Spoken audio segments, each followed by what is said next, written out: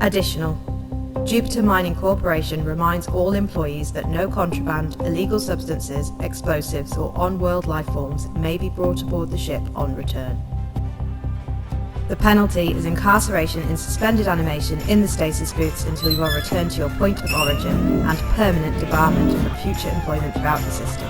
No exceptions. Isn't July meant to be a slow month for book publishing? That's what I heard, but we've got more hard science fiction releases than ever to get through, including, perhaps, the science fiction event of the year. I'm talking, of course, about Red Dwarf Titan, and there's all kinds of things just coming together about this book. So yeah, let's start with that.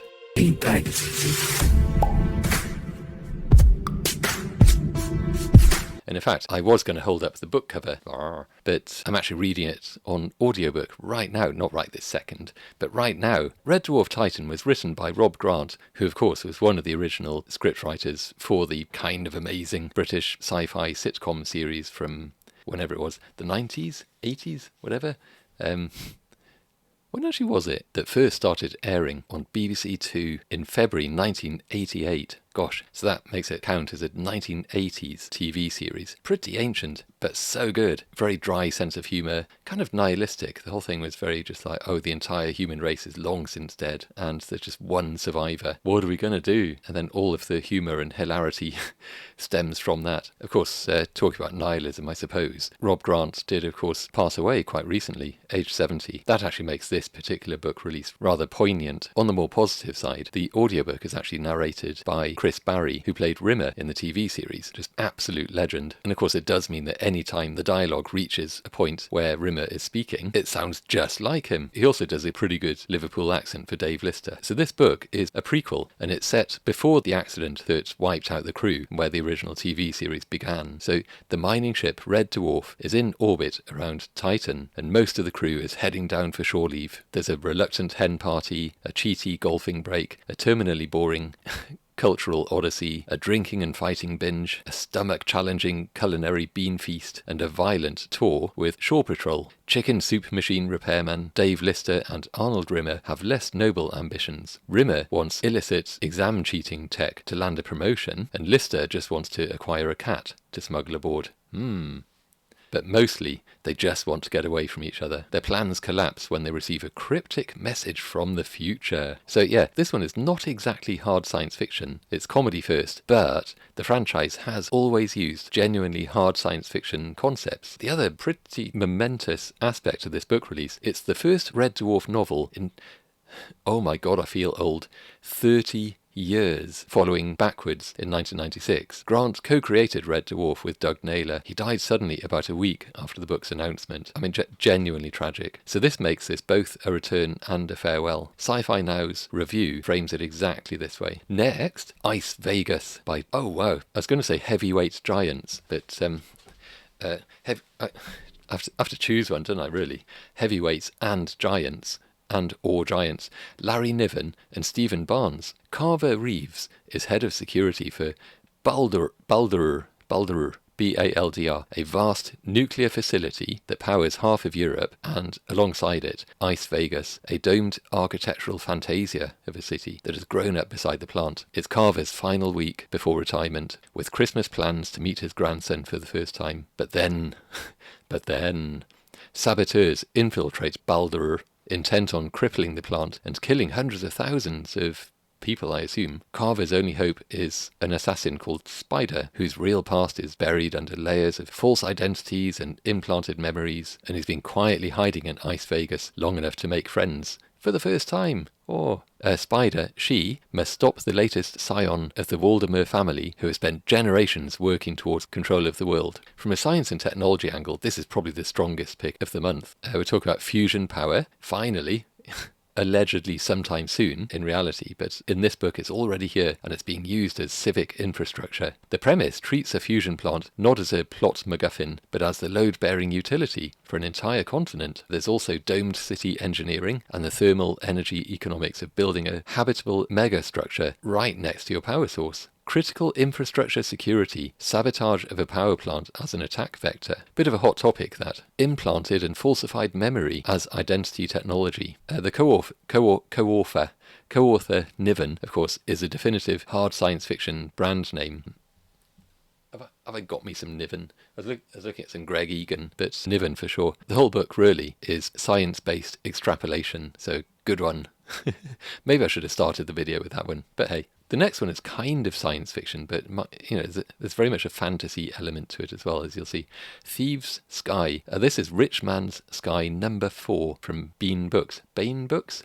They're good anyway. I quite like Bean Books. As a general rule, or I'm trying to make it a general rule, haven't really managed it yet, I tend not to talk about book releases that are like number 4 in a series. It's only really going to be of interest to people who've already read 1, 2 and 3. But in any case, Thieves Sky seems interesting. Rich Man's Sky number 4. Trillionaire oligarchs jockey for control of space resources, while rogue AIs prowl the internet, as they do. A dangerous alien technology, the Fracture, has fallen into the hands of space pirates who have no idea what they've stolen. Uh-oh, law and order are scarce a million miles from Earth. Well, so are people. So's anything. And the already precarious balance of power has tipped cis-lunar? Okay, different from cisgender, I assume, but cis-lunar space into an undeclared war. Ba-ba-bow.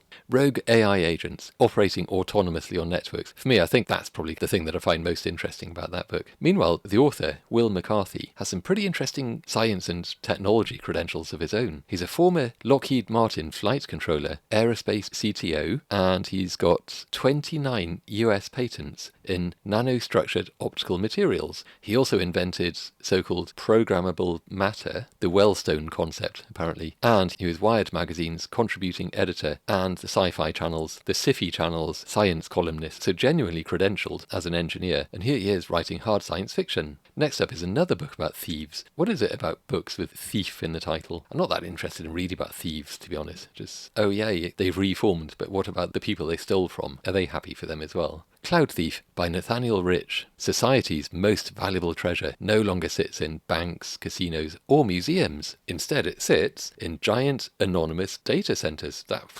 True. In endless rows of hard drives, holding the sum of civilization's knowledge and the world's private truths, unseen and unguarded. Tim is a journalist disillusioned with chronicling the end of the world. Yeah, I imagine that would get a bit depressing. Virginia is a paranoid, technically skilled con artist living off-grid in the heart of Manhattan. With their last few dollars and some dime store wigs, they head for the outskirts of Tulsa, Oklahoma, and the world's largest repository of knowledge, a data center the size of a small city. I mean, it could be a very small city, to be fair. It could be St. David's in Wales. To attempt a heist. The heist is only the beginning. Data centers as physical infrastructure and as targets, you could say, is arguably the tech story of this year. So this book is explicitly about the material reality of the cloud. We tend to think of the cloud as being insubstantial, incorporeal even, lacking in weight. But the truth of it, of course, is that all of our data is stored, backed up several times over, we hope, along with probably petabytes of analysis data, all about our data that's stored and backed up several times over, we hope. And all of it is in vast, power-hungry data centers. There was a review of the book from Crime Fiction Lover, and the review made the connection explicit. So the book engages with community opposition to data centers over electricity demand, water consumption, noise and footprint, and pushes into deeper structural flaws in that infrastructure. And of course, privacy, surveillance, and the aggregation of personal data as an attack surface. So both the Wall Street Journal and Harper's gave the book a positive review, for what it's worth. I guess that gives it credibility on the literary side of things as well. There is a book that's coming out just at the end of this month, Biological War, a Scenario, or Scenario. I was told that I say that in a very strange way. Thanks, Kaz. I'm not really self-conscious about it. A Scenario. But this is a non-fiction book, and it's written by Annie Jacobsen, or Jacobsen, maybe, and it's the follow-up to her best-selling Nuclear War, a Scenario. Jacobsen builds a ticking clock account of what follows the release of a biological agent, a lab accident, a bio-attack, a worldwide pandemic, and the collapse of human society. Yeah, that wouldn't be good. But also, I wouldn't worry too much about it, honestly. If it happens, it happens. What we're going to do about it, in the meantime, just enjoy your life. It isn't going to happen. Just these nightmare tales to keep us worried and anxious and awake at night, worrying and twiddling our fingers anxiously, I guess.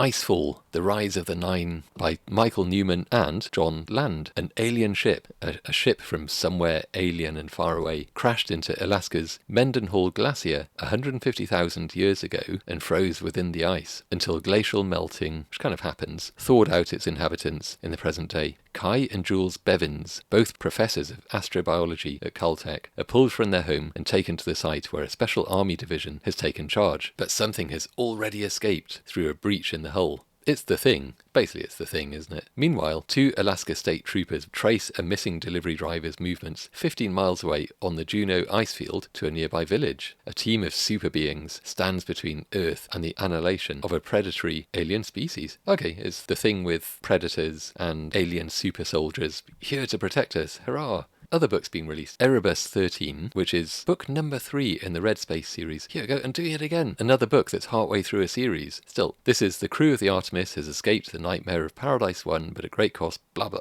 That's probably a spoiler for book 2. Don't you just hate it when they do that? So anyway, blah blah blah, things. If you've read the first 2 books, you probably already know about Erebus 13. Maybe you're already reading it. So, Null Entity. Volatile Memory number 2.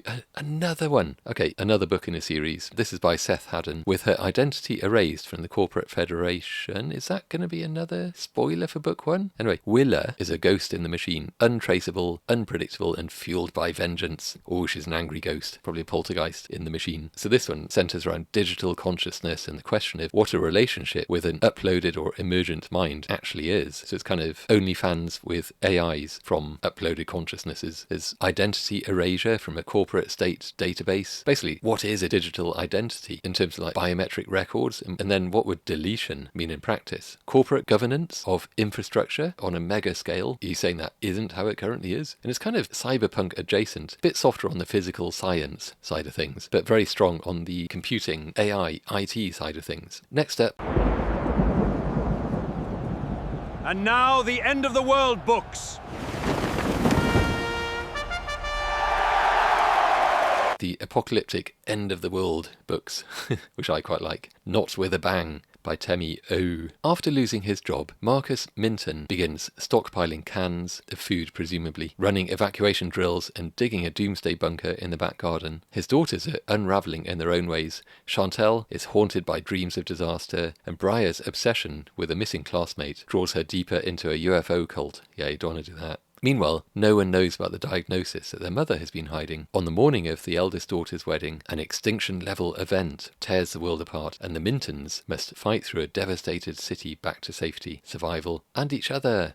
The threat, it seems, is a planet named Hero, because of Hero's journey, I'm sure. Passing close to the planet. The author, Temi has a degree in neuroscience. She wrote her debut, Do You Dream of Terror 2, while studying for the degree, and it won the ALA's Alex Award. I assume the book did, not the degree. She's a genuinely science-trained novelist. Some reviewers have noted that the book is a bit light on science fiction and heavy on family drama. So if you're looking for a book that's basically hard science in a novel, this might not be the one, but hey, probably entertaining. It's the end of the world. Oh, and also, prolific author Adrian Tchaikovsky took a bit of time out from absolutely churning out top-quality novels, as he does, and wrote the blurb for the book. Thorns by Gregory Bastianelli. A deadly contagion spreads throughout the world while scientists grapple to find a cure before it's too late. But is it already too late? Basically, it's a straightforward kind of pandemic contagion narrative. Seen this more than a few times. But, you could probably pair this with the Jacobsen non-fiction book for a kind of biological threat, fiction and fact, kind of dual read. Read them both at the same time. Spanish science fiction being released this month as well.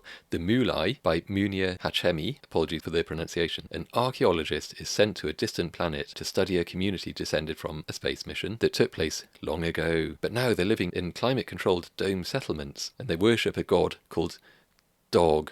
Oh, come on, do better. And they keep repeating a strange phrase, Mulai, Mulai. The researcher is there to learn about their language and why they keep doing that, I imagine, and their customs and their society, all of which have transformed drastically in the last few years. So what's going on? So this one's pretty interesting. There's a linguistic drift and cultural divergence in an isolated colony, and that really is a genuinely underused hard science fiction idea, one with real anthropological and linguistic grounding. So yeah, we should see more of that. Closed loop habitat engineering, basically climate controlled domes, generation gap effects of long duration settlements, settlements. So essentially how societies change when they're cut off in their origin. And of course the book's translated. It's always kind of interesting to read science fiction or other fiction from other cultures and languages beyond our own. There's a psychological thriller novella called The Delivery by Gregg, Hurwitz, released at the start of July. This one is about an AI companion that will do anything to serve with terrifying consequences. An assistant optimizing for service without bounds. Oh, I wonder where that will go. And because it's just a novella-length book, it's a quick read. The Carrier by Ruth Newton. Eudaimonia is a biotech firm offering Expression, a technology that lets clients outsource unwanted emotions, jealousy, grief, despair. If you can afford it, you need never feel them again. In your place are the Carriers, women paid to process your pain. Oh, they'll be good at that.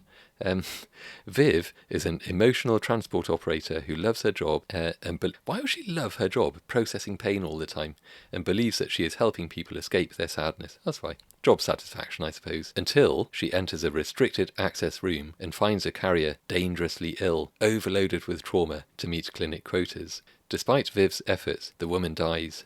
Now, Viv has seen too much, and the company is determined to silence her. The inciting incident.